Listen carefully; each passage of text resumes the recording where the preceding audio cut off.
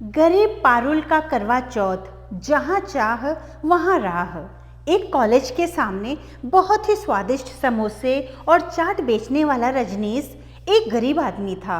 रजनीश की पत्नी पारुल रोज अपने घर पर अपने हाथों से बनाए हुए समोसे और चाट रजनीश को दे देती और रजनीश जाकर समोसे और चाट बेच आता।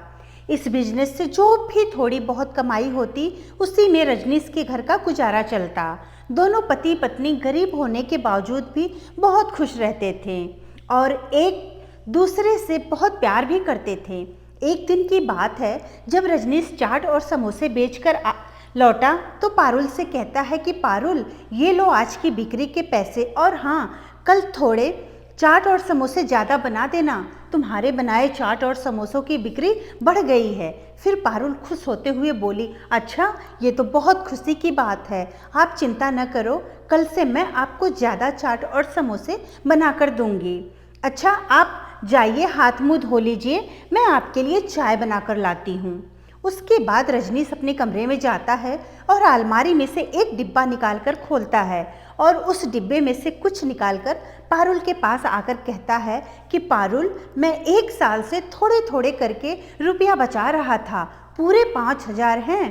2 दिन बाद हमारी शादी की सालगिरह है, आज तक मैं तुम्हें कुछ भी खरीद कर नहीं दिला पाया, तो तुम अपने लिए चांदी के झुमके खरीद लेना। पारुल मुस्कुराते हुए कहती है, मुझे झुमके की क्या ज़रूरत है, मेरे पास ये आपका पहनाया हुआ मंगलसूत्र है ना, मैं इसमें बहुत खुश हूँ। कैसी बात करती हो पारुल, ये पैसे मैंने तुम्हें झुमके खरीदने के लिए ही बचा कर रखे थे, अब तुम इन पैसों का झुमका ही खरीदोगी अपने लिए। फिर पारुल कहती है, सुनिए रजनीश, 2 दिन बाद करवा चौथ भी तो है, मुझे तुम्हारी लंबी उम्र के लिए व्रत भी तो रखना है और पूजा पाठ का भी इंतज़ाम करना है।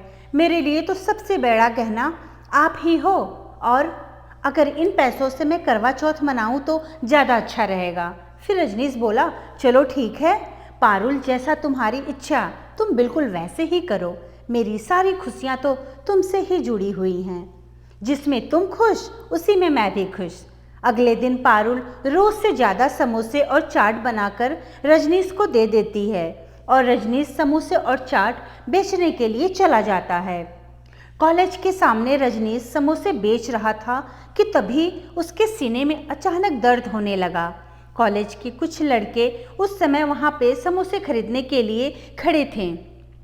कॉलेज की एक लड़की ने कहा, भाई मुझे 2 समोसे दे दो। थोड़ी ही देर में वहाँ ढेर सारे लड़के और लड़कियाँ इकट्ठा हो गए समोसा खाने के लिए। रजनीश उन्हें समोसे दे ही रहा था कि उसके सीने का दर्द और बढ़ने लगा और रजनीश बेहोश होकर वहीं गिर पड़ा। कॉलेज के लड़कों ने शोर मचाया, काफ़ी लोग वहाँ इकट्ठा हो गए। फिर उन लोगों ने एम्बुलेंस बुलाया, एम्बुलेंस से रजनीश को अस्पताल भेज दिया गया। कॉलेज का गेट कीपर रजनीश का पड़ोसी था। पड़ोसी होने के नाते वो भाग के पारुल के पास गया और बोला, पारुल भाभी, रजनीश को समोसे बेचते हुए पता नहीं क्या हो गया था, वो बेहोश हो गया था, एम्बुलेंस से उसको अस्पताल भेज दिया गया है। फिर पारुल बोली, अरे भैया, ये तो सुबह बिल्कुल अच्छे थे जब घर से निकले, फिर उन्हें अचानक क्या हो गया? मुझे नहीं पता भाभी, ये तो आपको अस्पताल जाकर ही पता चलेगा। इतना सुनने के बाद पारुल उल्टे पांव हॉस्पिटल भागी। पहुंचकर देखा तो रजनीश अभी भी बेहोश था और डॉक्टर उसका चेकअप कर रहे थे। पारुल डॉक्टर से पूछा, डॉक्टर साहब, इनको क्या हो गया, ये क्यों बेहोश हो गए हैं? डॉक्टर ने कहा, इनके हार्ट में ब्लॉकेज हुए हैं, इनका बहुत जल्दी ही ऑपरेशन करना पड़ेगा, नहीं तो इनको बचा पाना मुश्किल होगा। इतना सुनते ही पारुल के पैरों से जैसे ज़मीन ही खिसक गई हो। फिर हिम्मत करके उसने पूछा, डॉक्टर साहब, ऑपरेशन में कितना खर्चा आएगा? डॉक्टर ने कहा, यही कोई 2 लाख के आसपास खर्चा आएगा। आप जल्दी से पैसों का इंतज़ाम करके जमा करा दीजिए अस्पताल में, ताकि ऑपरेशन जल्दी से शुरू किया जा सके। और अभी जो आपके पास पैसे हैं उसको आप जमा करा दीजिए। फिर पारुल आंखों में आंसू लेकर बोली, अभी तो मेरे पास सिर्फ ये 5,000 रुपये और मेरा मंगलसूत्र है, फ़िलहाल आप इसे ही रख लीजिए और इलाज शुरू कर दीजिए, बाकी के पैसों का मैं इंतज़ाम करती हूँ। पैसे और मंगलसूत्र डॉक्टर को पकड़ाकर पारुल अपने घर वापस लौट आती है।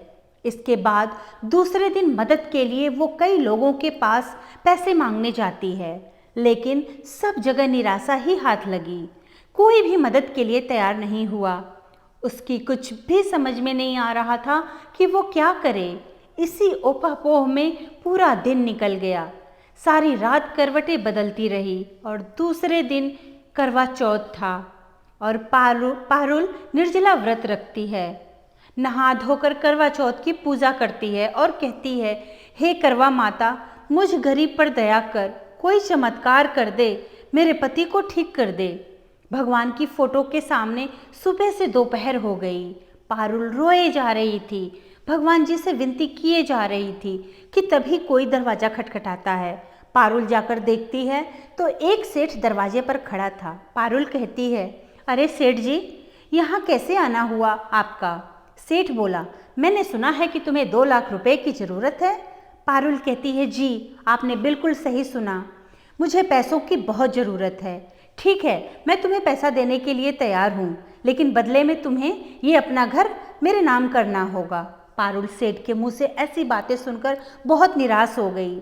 फिर अगले ही पल बोली, कोई बात नहीं सेठ जी, मेरे सुहाग से बढ़कर ये घर नहीं है मेरे लिए। कल आप पैसे ले आना सुबह और मैं ये घर आपको बेच दूंगी। सेठ वापस अपने घर चला गया। पारुल वापस आकर भगवान जी के सामने बैठकर हाथ जोड़कर प्रार्थना करने लगी। दोपहर से शाम हो गई।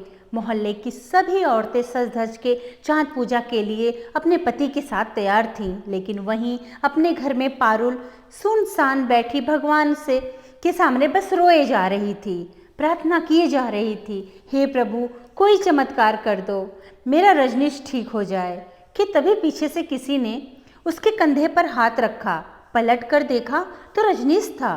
पारुल को तो 1 मिनट के लिए विश्वास ही नहीं हुआ कि ये रजनीश है। फिर तुरंत रजनीश के गले लग गई। आप सही सलामत हैं?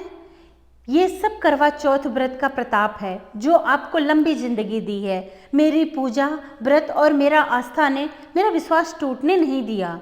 रजनीश बोला, हाँ पारुल, डॉक्टर भी यही कह रहे थे कि यह तो कोई चमत्कार ही है जिससे मैं सही सलामत अपने घर बिना किसी ऑपरेशन के वापस आ गया।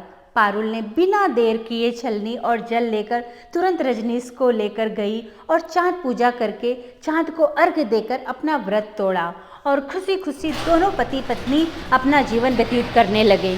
धन्यवाद दोस्तों। कहानी